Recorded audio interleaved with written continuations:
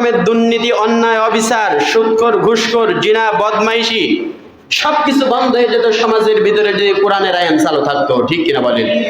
কোরআনের আইন নাই, অশান্তি সমাজে আছে না নাই?